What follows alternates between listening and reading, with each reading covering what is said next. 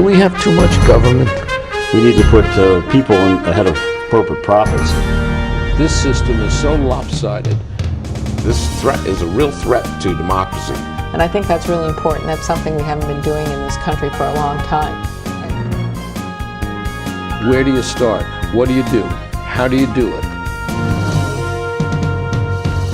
Access to Democracy is sponsored by Thomson Reuters, providing legal professionals with the intelligence, technology, and human expertise they need to find trusted answers.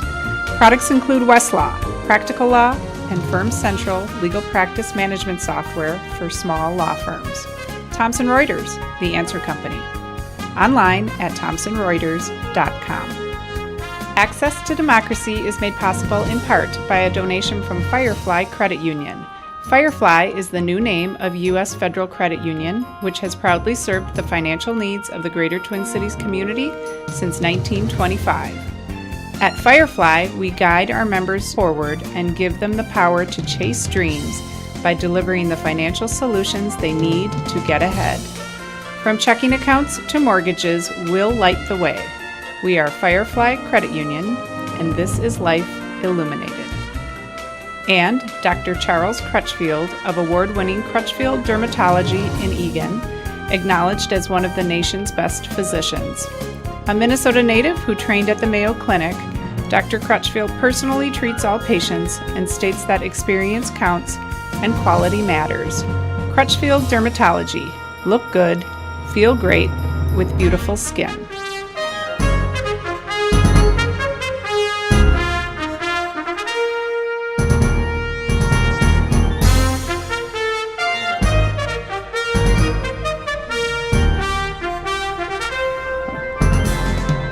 Welcome to Access to Democracy. I'm Roxanne Mishar, and we have a returning guest with us today to talk about how responsive is our local government. And our returning guest is Holly Jenkins, who's a local citizen activist, particularly focused on the environment. Holly, welcome back to Access to Democracy. Always nice to talk with you. Thank you. Always nice to have you with us. Yeah. So we have a mutual interest in responsiveness of local government, and your story is kind of interesting because that is your focus as well. But maybe for viewers who didn't see you on a previous show, share a little bit about your background and how did someone who's an average normal citizen just like the rest of us come to be so involved and interested in local government and local concerns, particularly with respect to the environment, and somewhat serve as a model for other people that maybe would be interested in doing the same. Yeah. You're right, I'm an Eagan resident, have never been heavily involved in politics until about 4 years ago, and an issue came up with regard to Lebanon Hills Regional Park. Lebanon Hills is located in Eagan in Dakota County, and a number of years ago in January of 2013 we went to a open house that was held by the Dakota County staff showing changes that they were going to be bringing to the park. And it would take the park in a whole new direction, which was a surprise to me. So after the meeting, we went and talked with our other friends and neighbors, none of whom were aware of this new plan. We started providing input to the county, but it didn't seem to be going anywhere. So in May of 2013, a mutual friend and I founded Wilderness in the City as a tool to inform the public of the county's plans of pending decisions and how they could take action, how they could provide input. Very interesting. So if people go to wildernessinthecity.org, they can learn about some of the upcoming issues and current issues that are facing residents in Dakota County regarding the park systems and other areas as well. Yeah. And there actually is right now some of the planning going on for Lebanon Hills for anyone interested. There is an open house scheduled on May 19th. So we'd love to see people turn out because they are starting to make some decisions about changes in the park. Yes, and you live near the park, as do I, so this is of concern for people who live surrounding the park. Also, interestingly, we're going to talk a little bit more about how decisions around Lebanon Hills was made without input from citizens, or at least it didn't appear much listening going on, because a lot of citizens responded. At one point, we mentioned on the last show, almost 600 people had written letters and voiced their concern. 98% of those were negative, and yet that didn't seem to affect the process going forward. So that's a problem, it's a problem. So we want to talk today about how responsive is our local government, and how are decisions at the local level, at the county level, and the city level, how are those decisions being made? And if they aren't responsive or not taking into account citizens' concerns, what are the things that we can do to change that? So I'll let you share a little bit what you think about, do we have a transparency problem and responsiveness problem? What do you think? What started as the Lebanon Hills issue really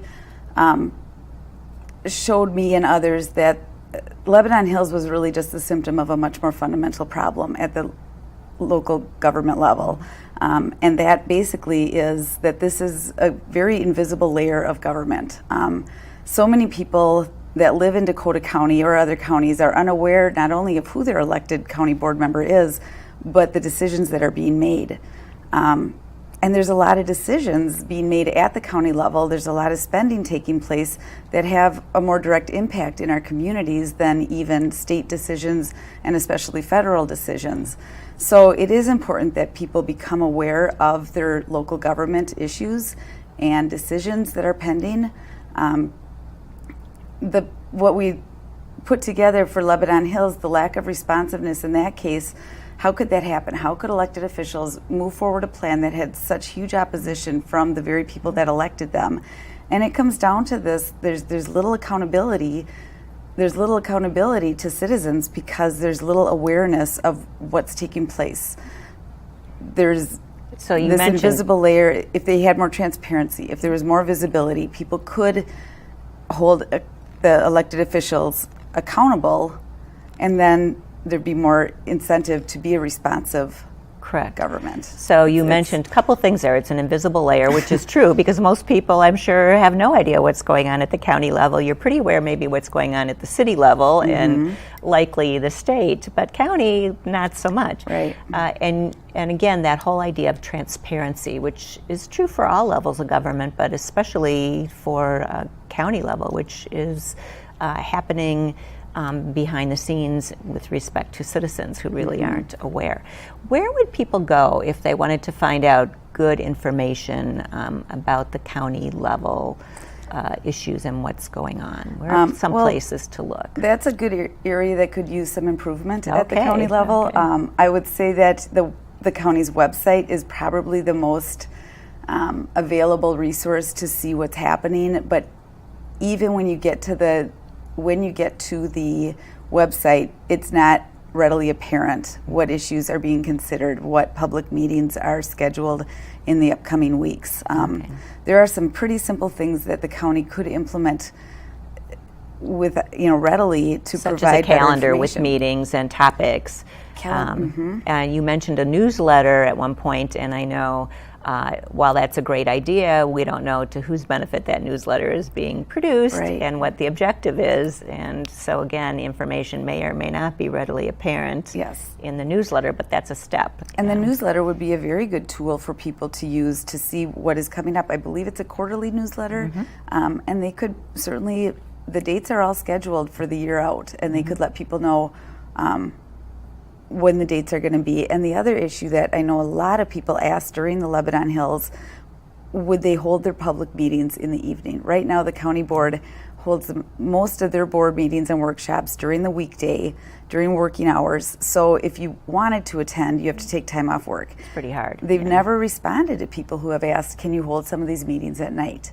Other things they could do that they aren't doing, coffee with your commissioner, host a monthly meet and greet, talk to the constituents and just say, these are some of the issues. There's a number of things going on right now that I believe people would, not everyone, but some would find interest in weighing in on. You won't know it's happening. Not all meetings need to be at night, like you said, but at least some of them, so people get a chance to participate and become involved. Yes. It's true. It's true. So those are some really very basic, very fundamental ways that that transparency issue can be addressed, and hopefully out of that, the responsiveness issue can be addressed as well. But again, sometimes we look at things like the newsletter or meetings during the day, and you think of the similar issue with voter suppression. We like to schedule things at that time because they don't want people to come at night, or the newsletter is limiting because you really don't want to have basic issues addressed. And what is the point of the newsletter? Is it a marketing tool, or is it really to educate citizens about what is coming up and how they can be effective and how their voice can be heard? So these are some questions we can even ask ourselves when, literature, whatever material, newsletters hit our mailbox or come through our hands. Who's publishing it and why, and what looks to be the objective of the piece that we're reading. Right. As I've looked more into this, the responsiveness at a local government, one of the key phrases and the key strategies that continues to come up to improve the efficiency at local government is citizen participation. So the public has to become part of government. The public has to be part of the early discussions with regard to planning and decision making. The way it's done currently, there's a lot of conversation taking place between the board and their staff, the board and legislators, Met Council. The group that's not included in these decision making discussions is the public. They're being told after the fact, here's what we're coming up with, what do you think? And by then it's often too late to influence any changes. Yes. So what we really need is the public to become a stronger part of government. There are some, again, tools in place that could just use a little improvement. And when I say little, it's going to take time. It's not going to happen overnight. It hasn't gotten this invisible overnight. It's going to take a while to change how it's currently done. But the county, and I think this is across the board with many counties, have advisory planning committees or advisory committees. Now, those committees are one tool that the county could use to engage the public in earlier discussion, to bring the public to the table, to have the discussions before they get too far down the road. Which would be really excellent and easy to do. It just requires a little change in the process of how things are being handled. And the way that process will change, it's going to take time. It's going to need a committed board to wanting to improve the citizen engagement process. And it'll take some time for citizens to feel it's a credible new system, because they have been I think the public has gotten very cynical when it comes to public comment periods, because we've seen all too often, here's the plan, what do you think? Thanks for your opinion, and here's what we're going to do. It disappears into a black vault of questionnaires and surveys and gets shelved up in a 3-ring binder someplace.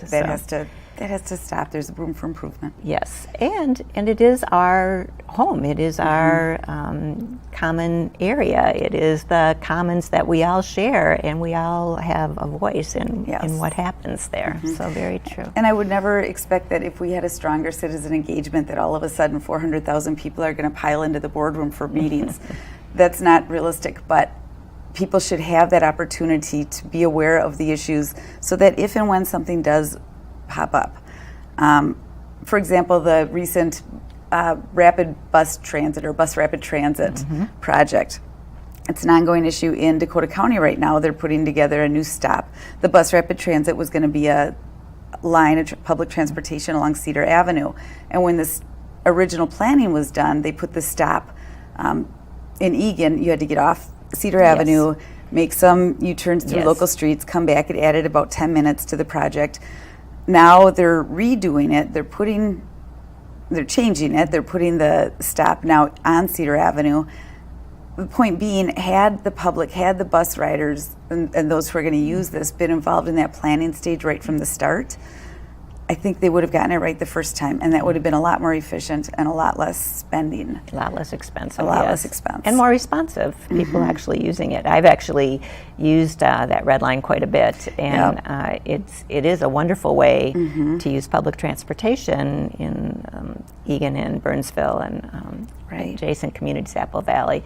But you're right, it is very interesting how they set the stop up. It wasn't not where you would intuitively think to make this stop.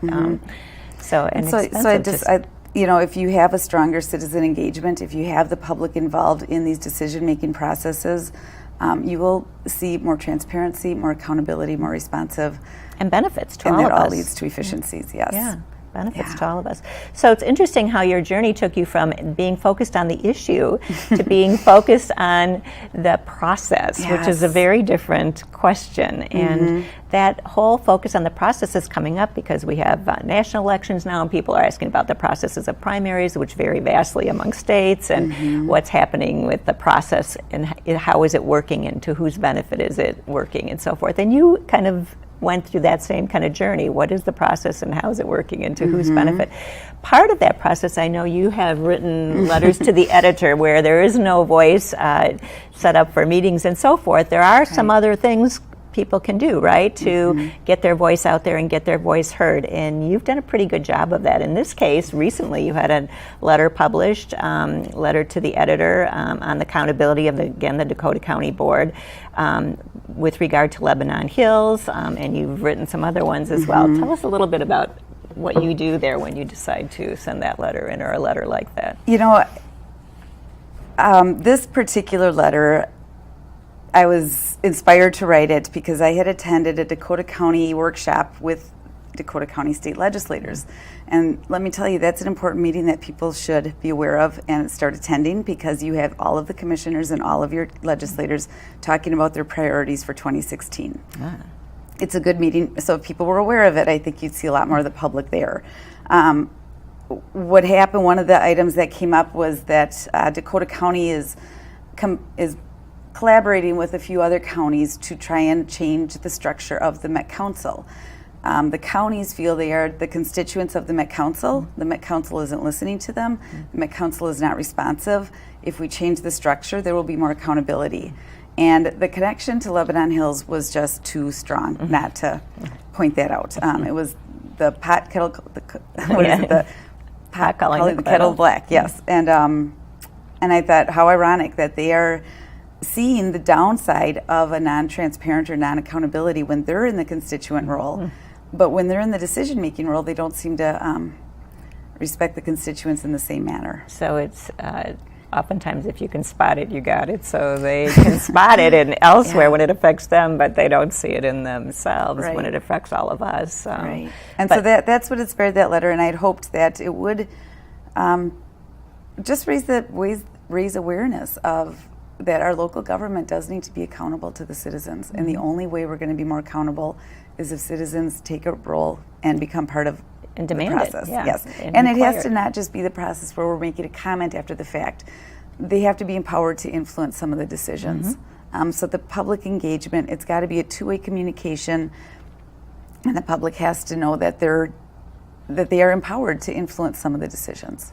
Now, one of the interesting things is that in county level government, we have kind of a mix. We have some elected officials, but we have appointed officials as well. So that changes the dynamic a little. If you don't have to get reelected and you're appointed, your desire or need to be responsive to the community may be different than if you're an elected official. Absolutely. I don't know if you have any thoughts about that. That sounds a lot like Met Council right now, and there's so many different train of thoughts, but most people, I agree that there should be some form of an elected position, not appointed at that level, because there is an unbelievable amount of spending going on there, and they're not accountable. They don't have to be, because they don't have to be accountable to the taxpayers. Right. Now, what the Dakota County is requesting is that some of the commissioners, potentially the elected commissioners, be appointed to the Met Council. And personally, until that local government becomes more visible and accountable, I really would not like to see them have more power and authority and money. It might make more sense to bring in a different body, independently elected body to the Met Council. Which would be a interesting way to do that, which would help to mitigate some of that. So now you have some members of that council or people who are maybe oversight or overseeing who are elected. So it's definitely to their interest to make sure that they're held accountable. Right, absolutely. And the other part of the Met Council that I think could be looked at, or at least a discussion had, they're basically playing jury, judge, and executioner. They develop the policies, they set the criteria, they hand out the money.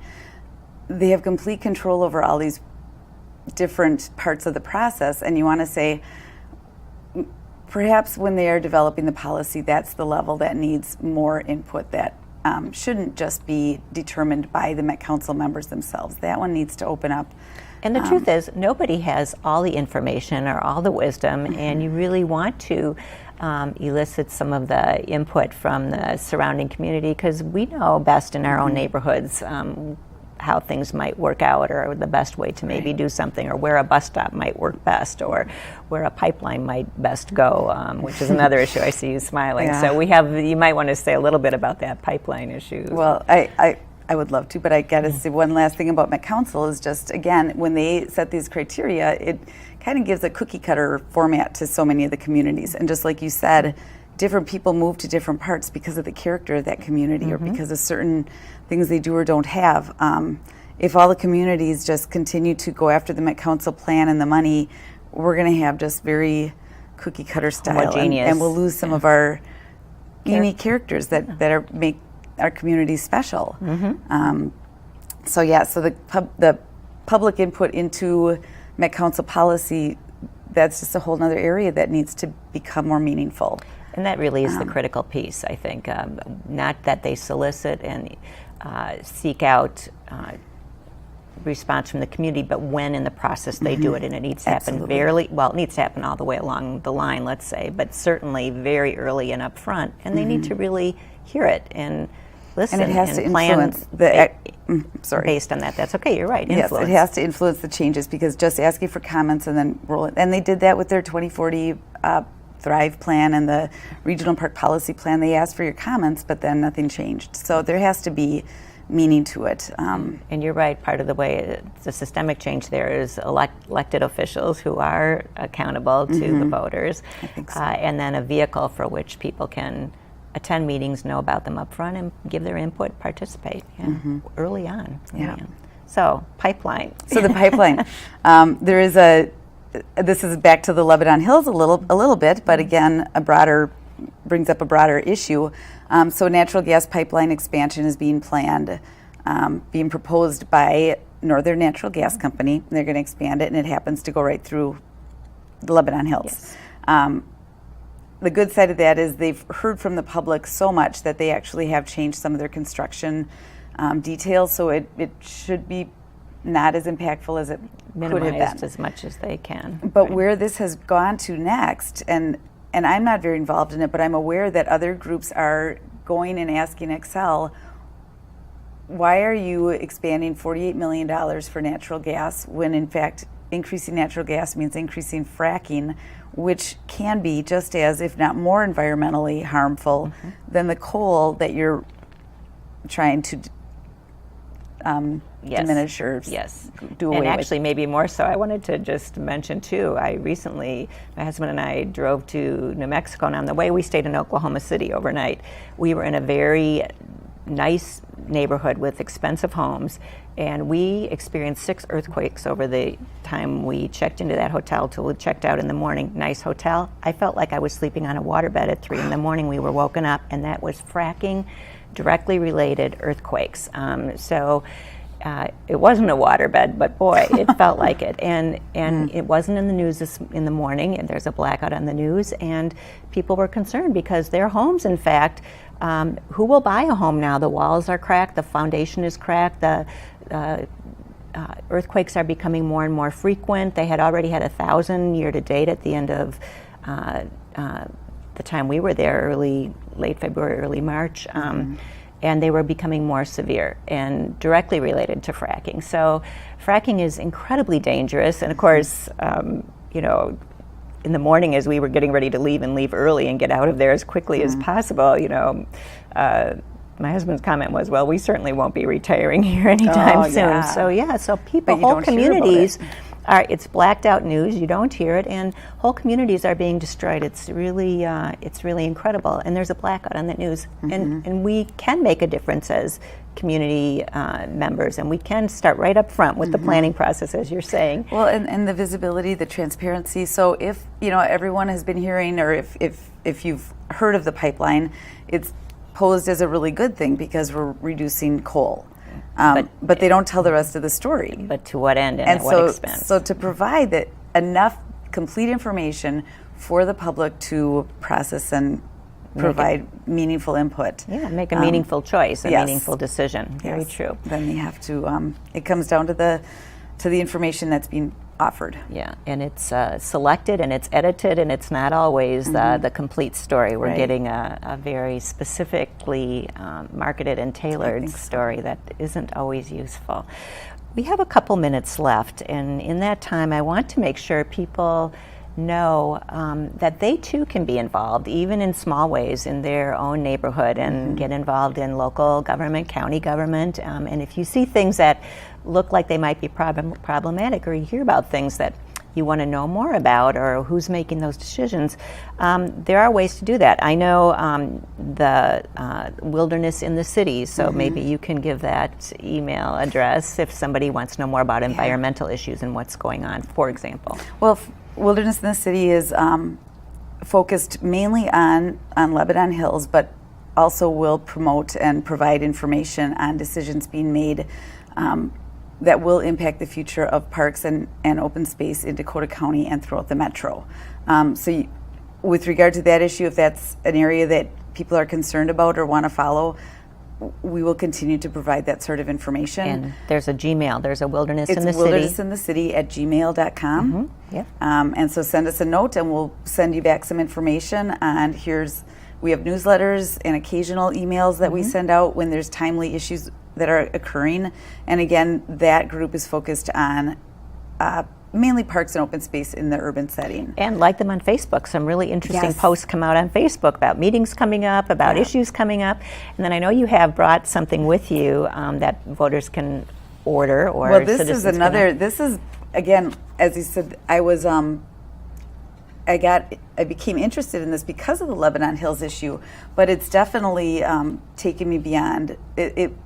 It's how can this be happening? And it has to do with the lack of citizen engagement in our community. So this is called Local Governments as a Partner in Citizen Engagement, and it's an excellent resource. Where did you get it? I Googled it online, and it's prepared by the Alliance for Innovation, Connected Communities, Local Governments as Partners. But if anybody would like a copy, they could contact you guys and I will. And the title again, if they are interested? It's called Connected Communities, Local Governments as a Partner in Citizen Engagement and Community Building. Connected Communities, and then Google, and they should be able to order that. So very interesting, and we'll get some of the information you need. We only have a few seconds left, but I wanted to thank you for joining us today and sharing a little bit about your journey.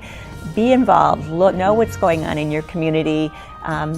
There are many things you can do that you may not think are activists, but in fact they really are. Attend meetings and do what you can. Thank you for joining us. Pay attention to your local elections this year. Yes, absolutely. Thank you for being with us. Thank you. Thank you. Bye now.